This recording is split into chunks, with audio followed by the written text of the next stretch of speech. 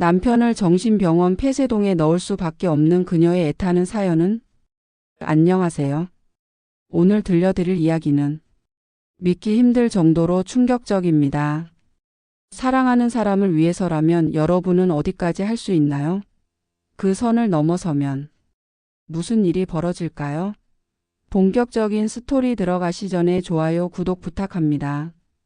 수지는 평범한 주부였습니다. 남편 경모와 함께 작은 아파트에서 살면서 그녀에게는 아무도 모르는 비밀이 하나 있었죠. 바로 북한에 두고 온 딸의 존재였습니다. 엄마, 나 언제 만날 수 있어? 매일 밤 수지의 꿈속에 나타나는 딸의 목소리.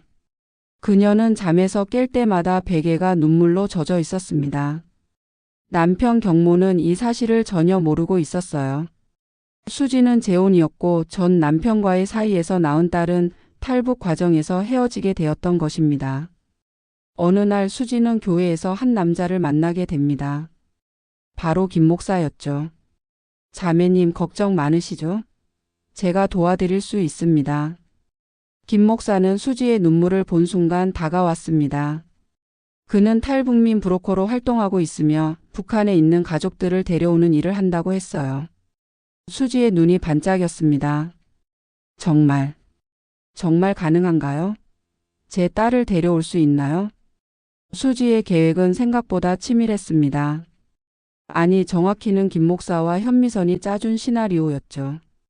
평범한 주부였던 수지가 어떻게 남편을 함정에 빠뜨릴 수 있었을까요? 그 과정은 정말 소름 끼칠 정도로 치밀했습니다.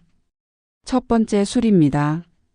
김 목사가 수지에게 건넨 것은 한 병의 위스키였습니다. 하지만 이것은 일반 위스키가 아니었어요. 이 술에는 특별한 성분이 들어 있습니다. 매일 조금씩 드시게 하면 자연스럽게 알코올 의존도가 높아지죠. 그리고 현미선이 작은 약병을 꺼냈습니다. 이걸 음식에 섞으면 불안 증세와 환각 증상이 나타납니다. 병원에서는 알코올성 정신질환으로 진단받게 될 거예요. 수지의 손이 떨렸습니다. 이건 범죄잖아요. 하지만 딸의 얼굴이 떠올랐고 수지는 그 약병을 받아들었습니다. 첫날 수지는 저녁 식사 후 경모에게 술을 권했습니다. 여보, 요즘 회사 일로 힘들어 보이던데. 오늘은 내가 좋은 술 준비했어. 같이 한잔할까? 경모는 의아한 표정을 지었습니다. 평소 술을 싫어하던 아내가 먼저 술을 권하다니. 괜찮아, 당신이나 마셔. 에이, 한 잔만 부부가 함께 마시면 더 맛있잖아. 결국 경모는 아내의 성화에 못 이겨 한 잔을 마셨습니다. 그리고 이상하게도 그날 밤 기분이 묘하게 좋았어요. 스트레스가 확 풀리는 느낌이었죠. 물론입니다. 하지만 쉬운 일은 아니에요. 브로커 비용, 안전 경로 확보, 중국 경유 비용까지. 최소 3억은 필요합니다. 3억. 수지의 머릿속이 하얗게 변했습니다. 그녀와 남편이 평생을 모아도 힘든 금액이었죠. 하지만 딸을 만날 수 있다는 희망 앞에서 수지는 이성을 잃어가기 시작했습니다. 제가 어떻게든 마련해 보겠습니다. 김 목사는 씩 미소를 지었습니다. 그 미소 뒤에 숨겨진 검은 속내를 수지는 전혀 알지 못했죠. 김 목사 옆에는 항상 현미선이라는 여자가 있었습니다. 그녀는 김 목사의 조수라고 소개되었지만 실은 함께 사기를 치는 공범이었어요. 자매님, 서두르셔야 해요. 북한 내 상황이 점점 안 좋아지고 있어서 지금이 아니면 기회가 없을 수도 있습니다. 현미선의 부드러운 목소리가 수지의 마음을 더욱 조급하게 만들었습니다. 수지는 집에 돌아와 통장을 확인했어요. 남편 경모 명의의 계좌에 1억 5천만 원, 그리고 그들이 사는 아파트의 시세가 약 2억. 합치면 딱 맞는 금액이었습니다. 하지만 문제가 있었죠. 남편 경모는 절대 동의하지 않을 것이 뻔했습니다. 그는 수지의 전 남편과의 딸에 대해 알고는 있었지만 그렇게 큰 돈을 쓰는 것에는 반대할 게 분명했어요. 어떡하지? 어떻게 해야 하지? 수지는 밤마다 고민에 잠겼습니다. 그리고 어느 날 김 목사가 끔찍한 제안을 했습니다. 자매님, 한 가지 방법이 있긴 합니다. 남편분이 일시적으로 판단력을 잃으신 상태라면 법적으로 자매님이 재산을 관리할 수 있어요. 후견인 제도를 이용하는 거죠. 수지의 심장이 쿵쾅거렸습니다. 이게 무슨 말인가? 남편을 속이라는 건가요? 그건 너무. 딸을 생각해 보세요. 시간이 없습니다. 이번 달 안에 결정하지 않으면 다음 기회는 1년 후입니다. 그때까지 따님이 무사할지 장담할 수 없어요. 김 목사의 말은 수지의 마지막 이성마저 무너뜨렸습니다. 모성애라는 이름 아래 수지는 돌이킬 수 없는 선택을 하게 됩니다. 알겠습니다. 제가 하겠습니다. 그날 밤 수지는 계획을 세우기 시작했습니다. 사랑하는 남편을 배신하는 계획을요. 수지는 정말 남편을 배신할까요? 그리고 김 목사의 정체는 무엇일까요? 수지의 충격적인 계획이 실행되는 과정을 보여드리겠습니다. 절대 놓치지 마세요. 이틀째, 사흘째. 경모는 자연스럽게 퇴근 후 술을 찾기 시작했습니다. 수지는 매번 새 술을 준비해 놓았어요. 경모는 알지 못했습니다. 그 술에 자신의 의지를 무너뜨리는 성분이 들어있다는 것을요. 2주가 지나자 경모의 모습이 달라지기 시작했습니다. 수지야, 오늘 회사에서 이상한 일이 있었어. 동료들이 나를 쳐다보면서 수근거리는 것 같아. 무슨 소리야? 당신 피곤해서 그런 거 아니야? 아니야. 분명히 내 얘기를 하고 있었어. 내가 뭔가 잘못한 건가? 수지는 그때부터 약을 음식에 섞기 시작했습니다. 김 목사가 알려준 대로 아주 조금씩. 경모가 눈치채지 못할 만큼만요. 한 달 후 경모는 회사에서 실수를 연발했습니다. 중요한 회의 시간을 착각하고 보고서에 이상한 내용을 적어넣고 심지어 상사에게 반말을 하는 일까지 벌어졌어요. 과장님, 도대체 요즘 어떻게 된 겁니까? 술 냄새도 나고 업무 실수도 너무 잦아요. 경모는 집에 돌아와 주저앉았습니다. 수지야, 나 미치는 것 같아. 분명히 기억나는데 다들 내가 안 했다고 하고. 내가 정말 그랬나? 여보, 당신 요즘 술을 너무 많이 마시는 것 같아. 병원에 한번 가봐야 하는 거 아니야? 수지의 목소리에는 걱정이 가득했습니다. 하지만 그녀의 눈빛 깊은 곳에는 죄책감이 숨어 있었죠. 그래. 그래야 할 것 같아. 내가 이상해. 수지는 김 목사가 알려준 병원으로 경모를 데려갔습니다. 그곳의 의사는 이미 김 목사와 연결되어 있었어요. 환자분, 최근에 환각 증상이나 망상 증상은 없으셨나요? 환각이요? 아니요, 그런 건. 동료들이 자신을 감시한다고 느끼신 적은요? 경모는 멈칫했습니다. 사실 있었거든요. 지난주에는 사무실 CCTV가 자신만 감시하는 것 같은 느낌이 들었어요. 그런 것 같기도 하고. 의사는 수지를 바라보며 고개를 끄덕였습니다. 알코올성 정신질환 초기 증상입니다. 계속 방치하면 심각해질 수 있어요. 입원 치료를 권합니다. 입원이요? 저 회사 다녀야 하는데. 과장님. 갑자기 경모의 상사가 병원에 나타났습니다. 수지가 미리 연락한 거였죠. 회사에서도 더 이상은 힘들 것 같습니다. 치료받고 건강 회복하세요. 그동안은 휴직 처리하겠습니다. 경모의 눈에서 눈물이 흘렀습니다. 자신이 정말 미친 건가? 정말 치료가 필요한 건가? 알겠습니다. 입원하겠습니다.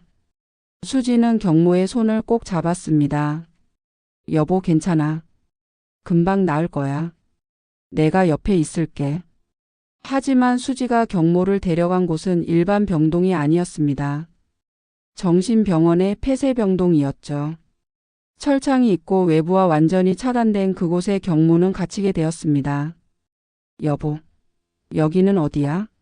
왜 문에 자물쇠가? 치료를 위해서야. 조금만 참아, 여보. 금방이야. 수지는 돌아서면서 눈물을 흘렸습니다. 하지만 그 발걸음은 멈추지 않았어요. 딸을 위해서, 딸을 데려오기 위해서. 경모는 폐쇄병동에 갇혔습니다. 그리고 수지의 진짜 계획은 이제부터 시작됩니다. 남편의 재산을 모두 빼내는 과정. 남편이 정신병원 폐쇄병동에 갇힌 사이 수지는 무엇을 하고 있었을까요? 그녀의 손에는 남편의 도장과 통장이 들려 있었습니다. 그리고 김 목사는 그녀 옆에서 속삭이고 있었죠. 서두르세요. 시간이 없어요. 경모가 입원한 다음 날 수지는 김 목사와 현미선을 만났습니다. 카페가 아닌 법무사 사무실이었어요. 법무사님, 이게 남편분의 정신감정서와 진단서입니다. 알코올성 정신질환으로 판단 능력이 현저히 저하된 상태입니다. 김 목사가 서류를 건넸습니다. 법무사는 서류를 훑어보더니 고개를 끄덕였어요. 후견인 선임이 가능하겠네요. 부인께서 법정 대리인이 되셔서 남편분의 재산을 관리할 수 있습니다. 그럼 통장 정리도 가능한가요? 물론입니다. 후견인은 피후견인의 재산을 관리할 정권을 가지니까요. 수지의 손이 떨렸습니다. 이제 정말 되돌릴 수 없는 강을 건너는 거였어요. 진행해 주세요. 3일 후 수지는 경모의 법정 대리인이 되었습니다. 그녀는 남편의 통장을 손에 쥐고 은행으로 향했어요. 1억 5천만 원 전액 인출하겠습니다. 고액이라 본인 확인이 필요한데요. 남편이 현재 입원 중이라 제가 후견인입니다. 여기 서류 있어요. 은행원은 서류를 확인하고는 돈을 인출해 줬습니다. 수지는 그 돈을 가방에 넣고 밖으로 나왔어요. 가방이 묵직했습니다. 평생 모은 남편의 돈. 그 무게가 수지의 어깨를 짓눌렀습니다. 잘하셨어요, 자매님. 김 목사가 차에서 기다리고 있었습니다. 이제 집만 처리하면 됩니다. 집을요? 내 아파트를 매도하셔야죠. 3억을 만들려면 집을 팔아야 합니다. 수지는 자신들이 10년 동안 살았던 아파트를 떠올렸습니다. 경모와 처음 만나 신혼살림을 차렸던 곳. 매일 아침 함께 커피를 마시던 베란다. 수많은 추억이 담긴 공간이었죠. 자매님, 딸을 생각하세요.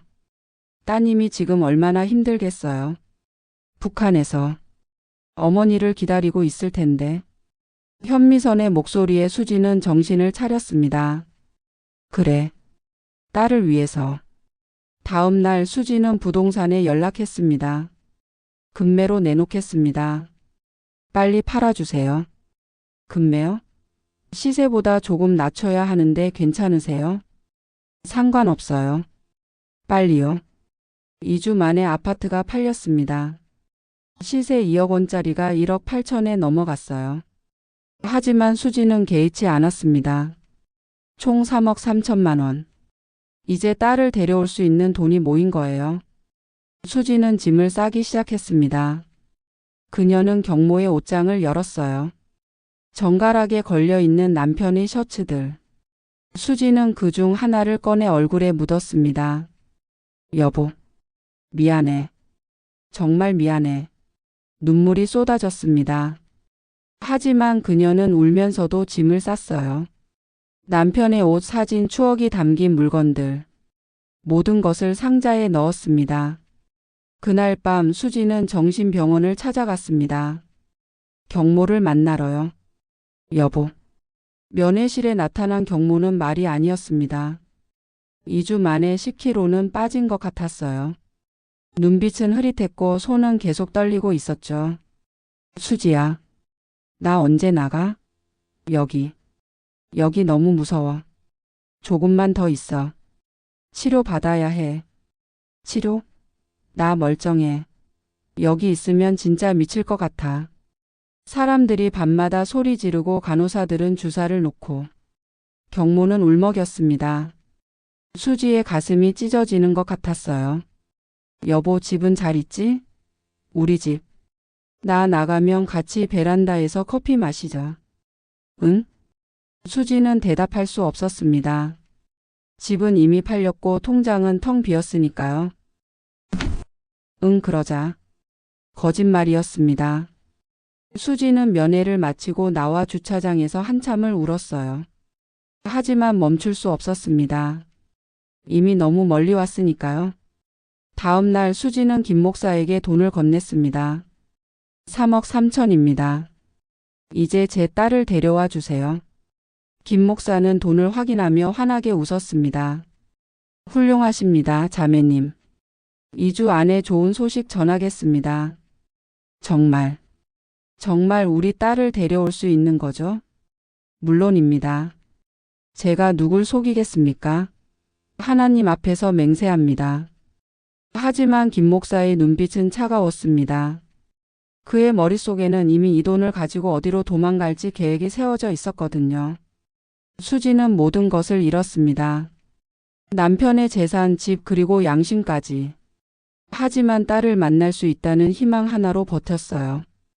2주가 지났습니다. 김 목사에게서 연락이 와야 할 시간이었죠. 수지는 매일 전화기를 붙들고 있었어요. 오늘은 연락이 올까? 우리 딸 소식이 올까? 하지만 전화는 울리지 않았습니다. 3주째 수지는 불안해지기 시작했습니다. 김 목사의 전화번호로 수십 통의 전화를 걸었지만 계속 꺼져 있었어요. 여보세요? 김 목사님? 저 수지예요. 통신사 음성만 되풀이될 뿐이었습니다. 전원이 꺼져 있거나 통화권 이탈 지역에. 수지는 교회로 달려갔습니다. 김 목사를 처음 만났던 그곳이었죠. 목사님 어디 계세요? 김 목사님. 하지만 교회 사무실 직원은 고개를 갸웃거렸어요. 김 목사님이요? 저희 교회에 그런 분 안 계신데요? 아니, 분명히 여기서 만났어요. 키가 크시고 40대 중반쯤 되시는. 아, 혹시 한 달 전에 잠깐 방문하셨던 그분 말씀이신가요? 그분은 목사님이 아니라 그냥 일반 성도셨는데요. 한두 번 오시더니 안 보이시던데. 수지의 머릿속이 하얗게 변했습니다. 목사가? 아니라고? 그럼 현미선이라고 30대 여자는요? 그분도 같이 오셨던 것 같은데 저희는 잘 모르겠어요. 수지는 비틀거리며 교회를 나왔습니다. 심장이 미친 듯이 뛰었어요. 설마 사기? 그녀는 김 목사가 알려준 브로커 사무실 주소로 달려갔습니다. 하지만 그곳은 텅 빈 사무실이었어요. 주인은 6개월 전에 바뀌었다고 했죠. 여기 탈북민 브로커 사무실 아니었나요? 브로커요?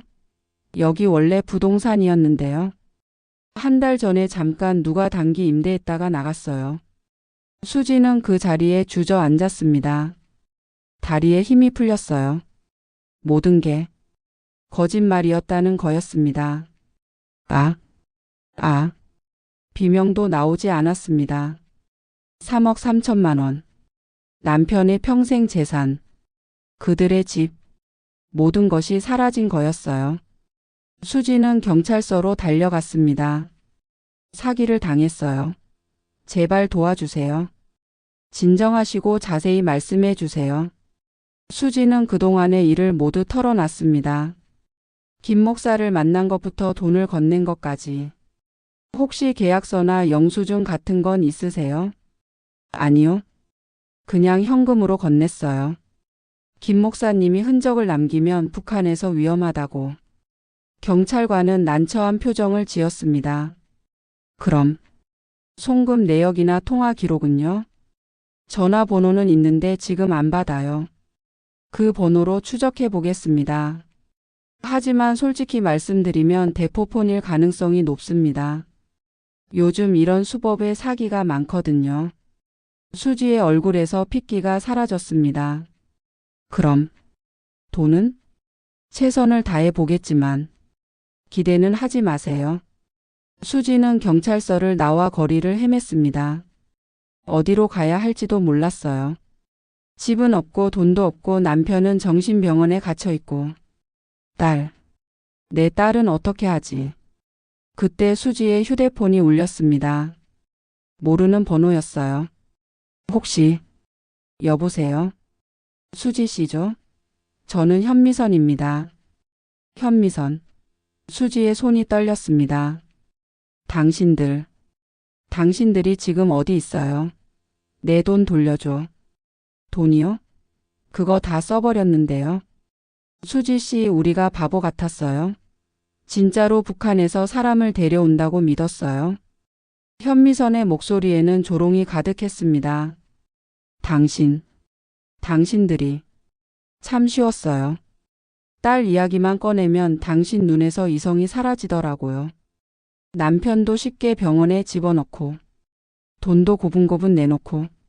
수지 씨, 당신 정말 좋은 호구였어요. 제발 돈만 돌려줘요. 내가 뭘 잘못했든 용서할게. 제발.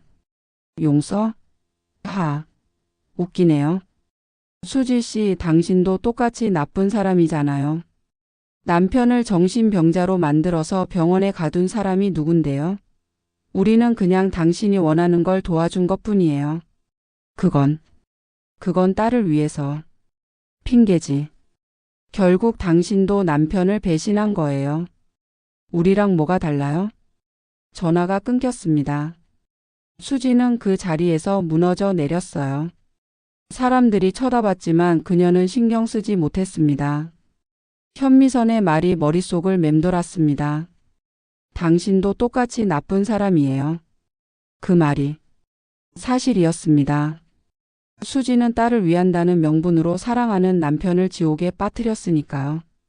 다음 날 수지는 정신병원을 찾아갔습니다. 경모를 빼내야 했어요. 이제라도.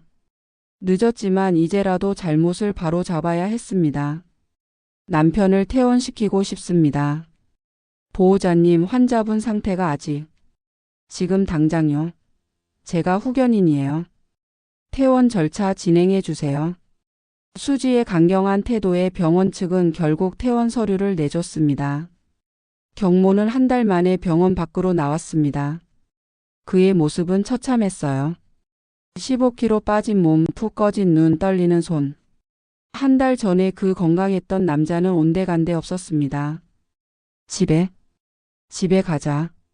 경모가 힘없이 말했습니다. 수지의 눈에서 눈물이 흘렀어요. 응.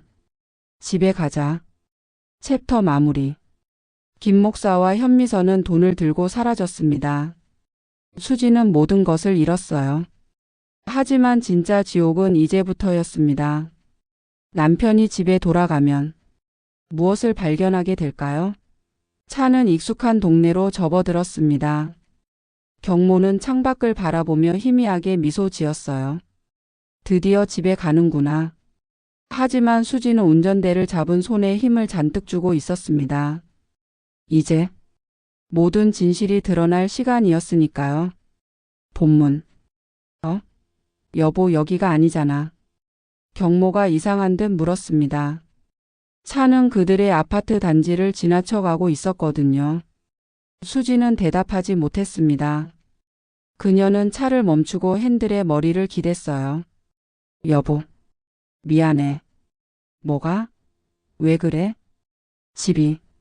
집이 없어. 무슨 소리야? 경모는 웃었습니다. 농담이라고 생각한 거죠. 아, 깜짝이야. 무슨 소리 하는 거야? 우리 집이 어딜 가? 빨리 가자. 나 집에 가서 쉬고 싶어. 여보. 수지의 눈에서 눈물이 주르륵 흘렀습니다. 집을 팔았어.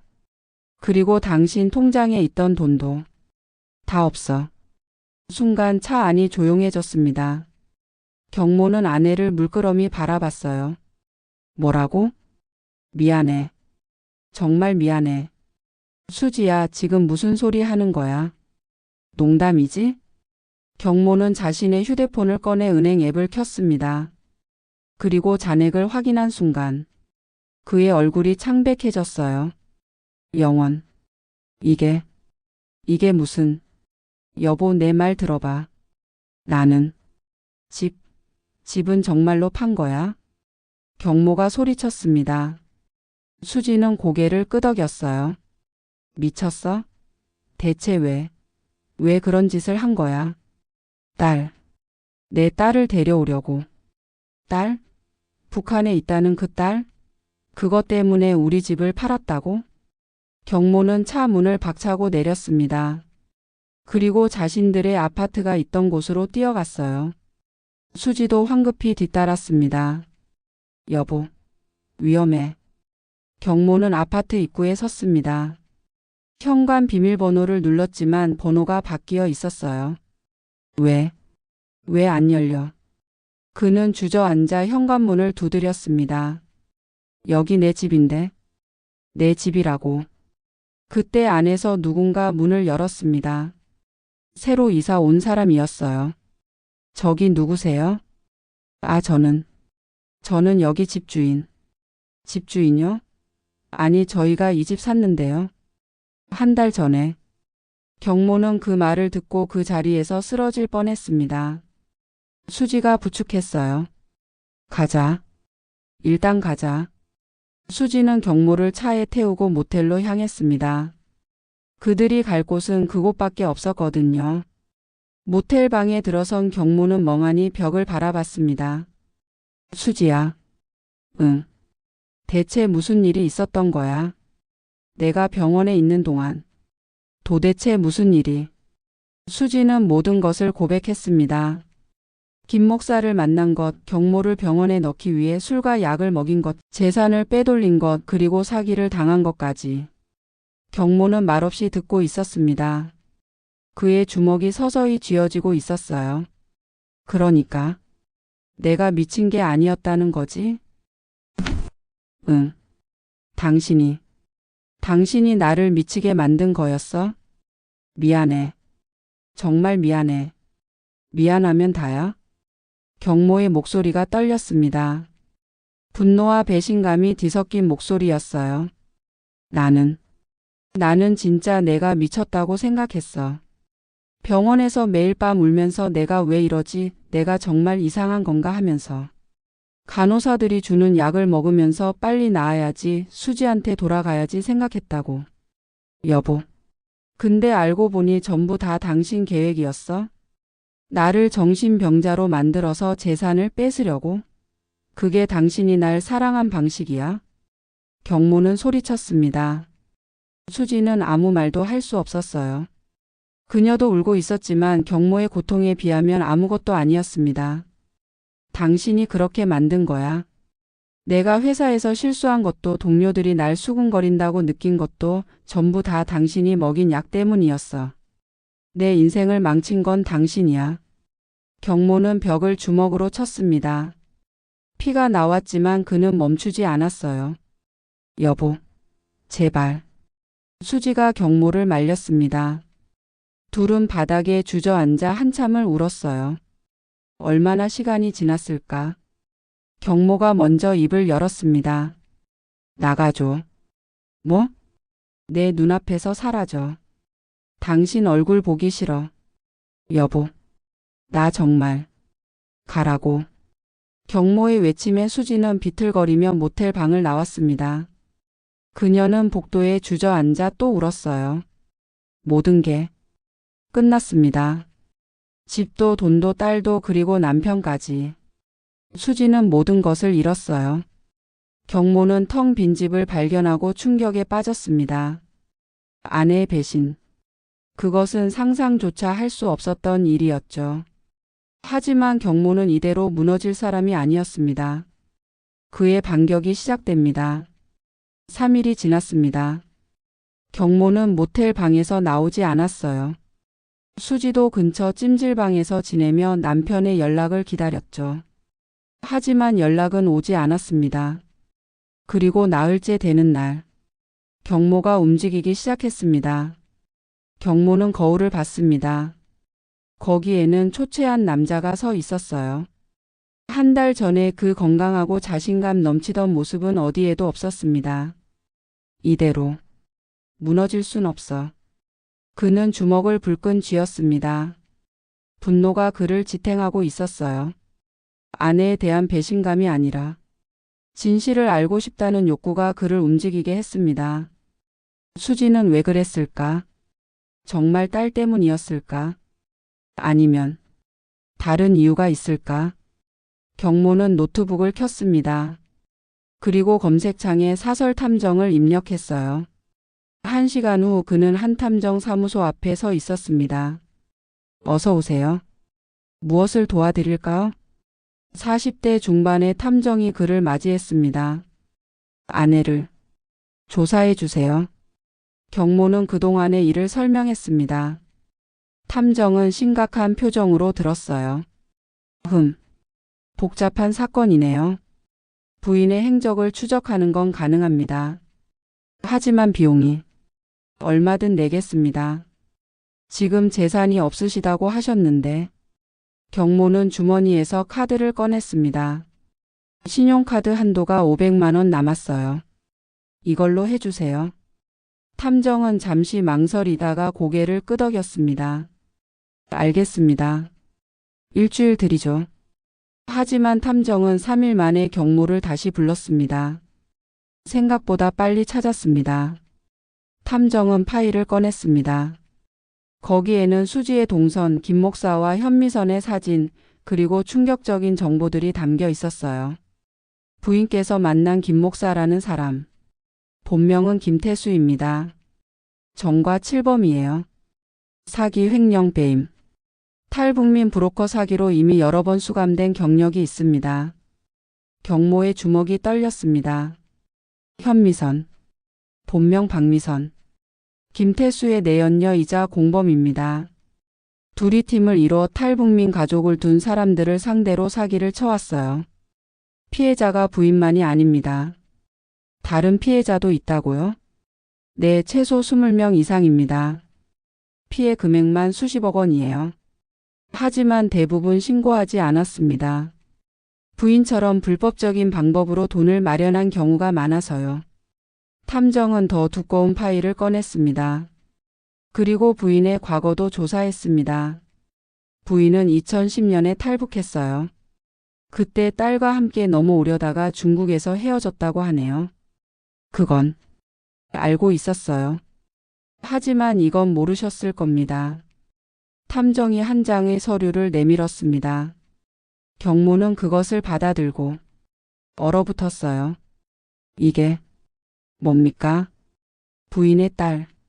이미 2015년에 중국에서 사망했습니다. 교통사고였어요. 경모는 숨이 멎는 것 같았습니다. 그럼 수지는 알고 있었나요? 아니요. 모르고 있었을 겁니다. 중국 공안의 기록에만 남아있고 한국에는 전달되지 않았거든요. 하지만 탐정은 또 다른 서류를 꺼냈습니다. 김태수는 알고 있었습니다. 그는 중국 쪽 브로커와 연결돼 있어서 이런 정보를 미리 파악해요. 부인의 딸이 이미 사망한 걸 알면서도 데려올 수 있다고 거짓말한 겁니다.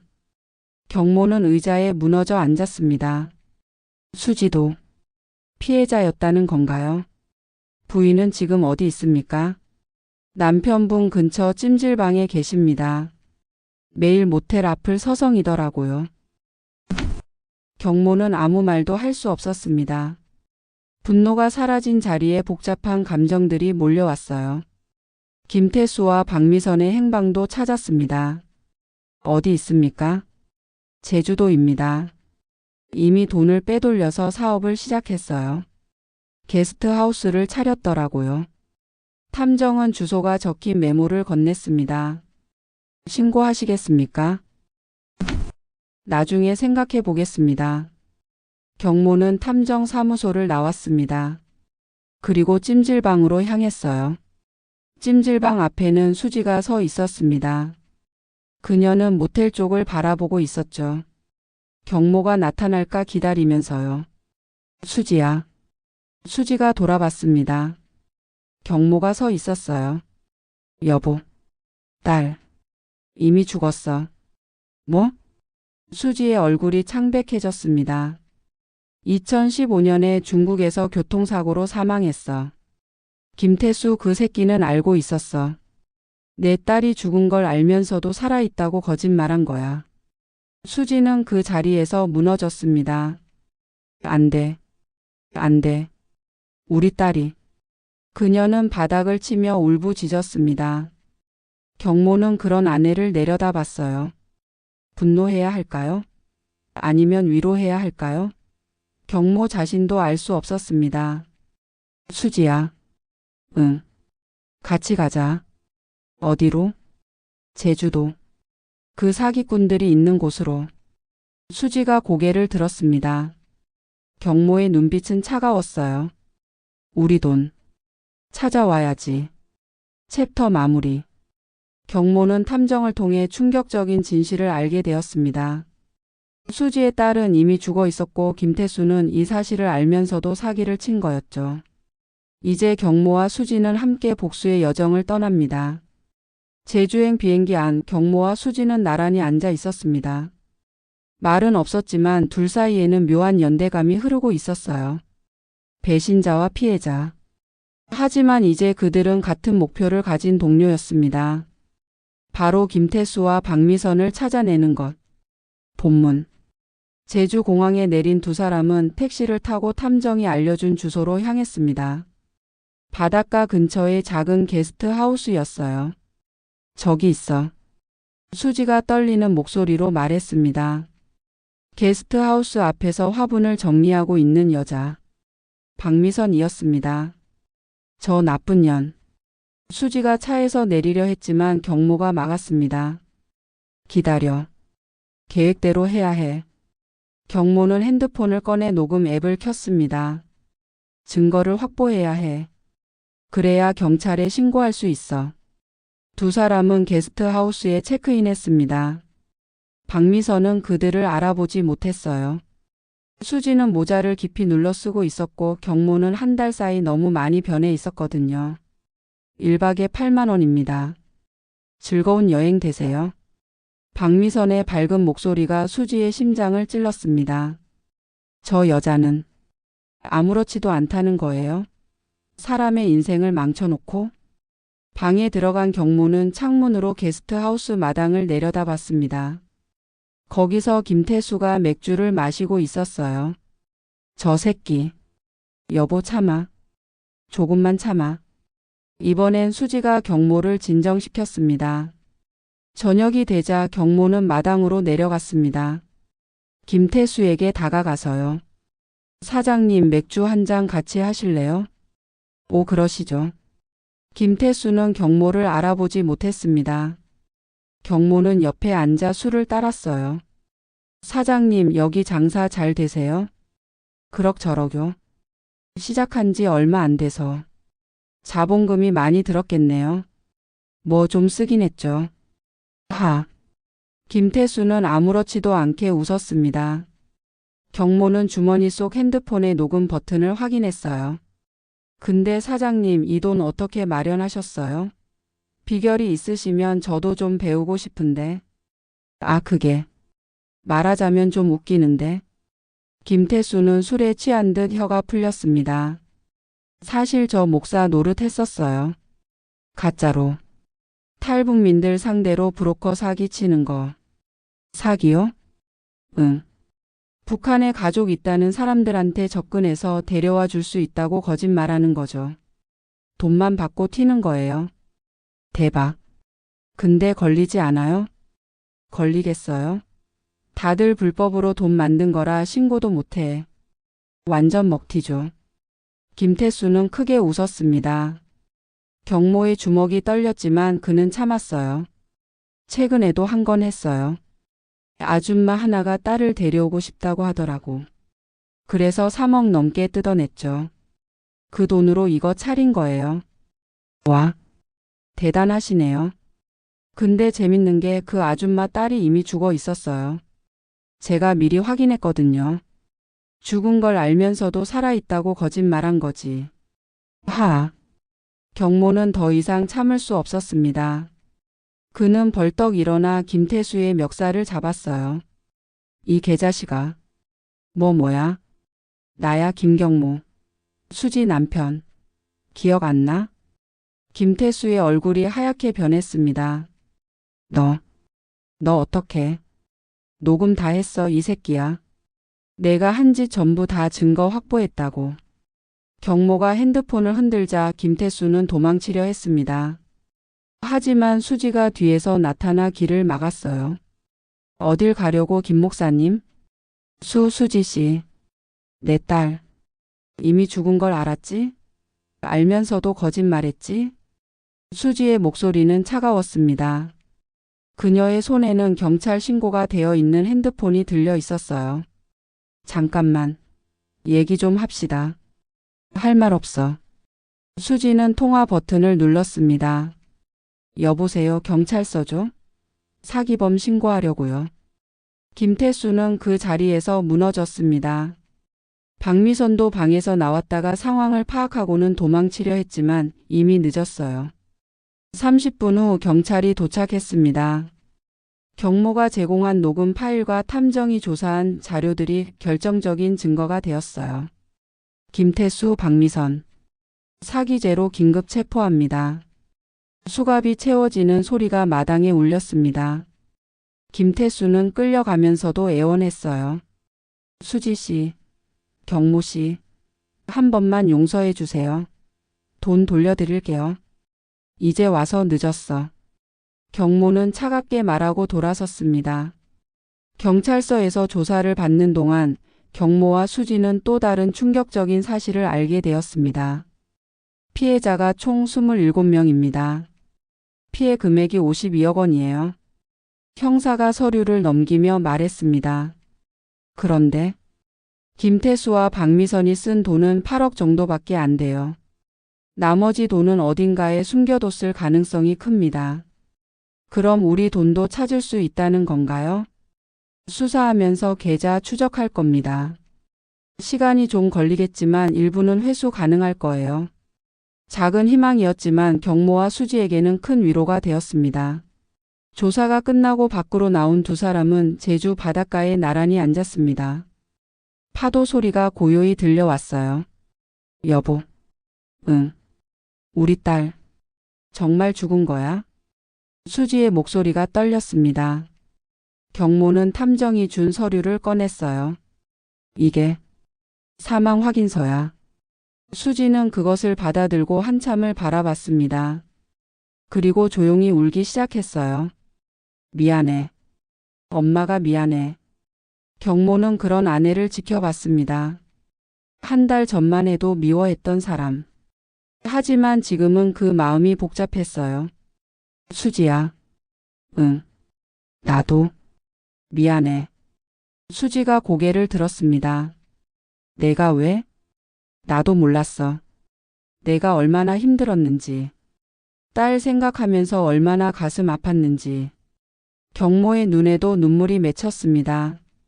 만약 내가 내 마음을 더 이해해줬다면, 내가 나한테 말할 수 있었다면, 이런 일은 없었을지도 몰라. 여보, 우리 다시 시작할 수 있을까? 경모의 물음에 수지는 울먹이며 대답했습니다. 나 같은 사람이랑? 우리 둘 다 잘못했어. 나는 내 마음을 몰랐고 너는 잘못된 선택을 했고. 하지만 경모는 수지의 손을 잡았습니다. 그래도 우리 부부잖아. 처음부터 다시 시작하자. 수지는 경모의 손을 꼭 잡았습니다. 두 사람은 한참을 그렇게 앉아 있었어요. 3개월 후 법원의 판결이 나왔습니다. 김태수는 징역 7년, 박미선은 징역 5년을 선고받았어요. 그리고 피해자들에게 배상하라는 명령도 함께 내려졌습니다. 경모와 수지는 약 1억 8천만 원을 돌려받았습니다. 전부는 아니었지만 다시 시작하기에는 충분한 금액이었어요. 여보, 이걸로 뭐 할까? 작은 집이라도 하나 장만하자. 그리고 딸을 위한 추모비를 세우면 어떨까? 추모비? 응. 북한에는 못 가지만 여기 한국에서라도 딸을 기억하고 싶어. 매년 기일에는 찾아가고. 수지는 고개를 끄덕였습니다. 그녀의 눈에서 눈물이 흘렀지만 이번에는 따뜻한 눈물이었어요. 고마워, 여보. 정말 고마워. 두 사람은 서울로 돌아와 작은 빌라를 하나 장만했습니다. 예전 집보다 훨씬 작았지만 두 사람에게는 새로운 시작의 공간이었어요. 경모는 새 직장을 구했고 수지는 작은 카페에서 일하기 시작했습니다. 돈은 많지 않았지만 서로를 이해하고 의지하며 살아갔어요. 그리고 어느 봄날 두 사람은 경기도의 한 공원 묘지에 섰습니다. 거기에는 작은 추모비가 세워져 있었어요. 사랑하는 딸 지은이를 기억하며 수지는 추모비 앞에 무릎을 꿇고 꽃을 바쳤습니다. 지은아, 엄마야. 늦게 와서 미안해. 너를 지키지 못해서 미안해. 하지만 엄마는 이제 너를 잊지 않을 거야. 매년 이렇게 찾아올게. 경모도 옆에 무릎을 꿇었습니다. 지은아, 나는 넷의 아빠야. 늦게 인사하네. 앞으로는 내가 네 엄마 잘 지켜줄게. 약속할게. 두 사람은 한참을 그렇게 앉아 있었습니다. 바람이 불어와 꽃잎을 흩날렸어요. 집으로 돌아가는 길 수지가 경모의 팔짱을 꼈습니다. 여보, 나 오늘 꿈 꿨어. 무슨 꿈? 지은이가 나타나서 그러더라. 엄마 이제 괜찮아. 행복해도 되라고. 경모는 아내의 머리를 쓰다듬었습니다. 그래. 이제 우리 행복하자. 응. 두 사람은 손을 꼭 잡고 걸어갔습니다. 그들 앞에는 아직 험난한 길이 있을지도 모릅니다. 하지만 이제 그들은 알고 있었어요. 함께라면 어떤 어려움도 이겨낼 수 있다는 것을. 에필로그 1년 후 경모와 수지는 탈북민 지원 단체에서 자원봉사를 시작했습니다. 그들과 같은 피해자가 생기지 않도록 탈북민 사기에 대한 경각심을 알리는 캠페인을 벌였어요. 여러분 가족을 그리워하는 마음은 이해합니다. 하지만 검증되지 않은 브로커를 절대 믿지 마세요. 수지가 강연장에서 말했습니다. 청중들은 숙연한 표정으로 들었어요.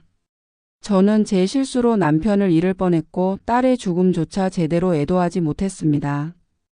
여러분은 저 같은 실수를 하지 마세요. 강연이 끝나고 한 여성이 수지에게 다가왔습니다. 저도 북한에 아들이 있어요. 어떻게 하면 안전하게 데려올 수 있을까요? 수지는 그 여성의 손을 잡았습니다. 제가 도와드릴게요. 정식 루트로 합법적으로 알아볼게요.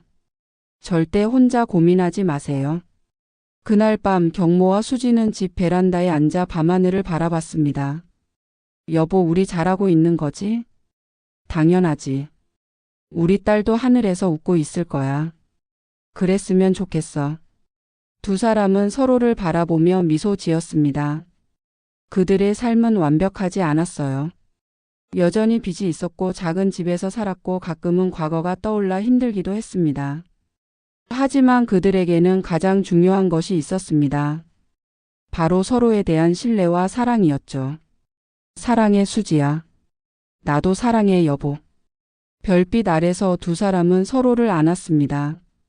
그들의 이야기는 비극으로 시작했지만 희망으로 이어지고 있었어요. 오늘 이야기 어떠셨나요? 수지와 경모의 이야기는 우리에게 많은 것을 생각하게 합니다. 사랑하는 사람을 위한 선택이 때로는 돌이킬 수 없는 결과를 가져올 수 있다는 것.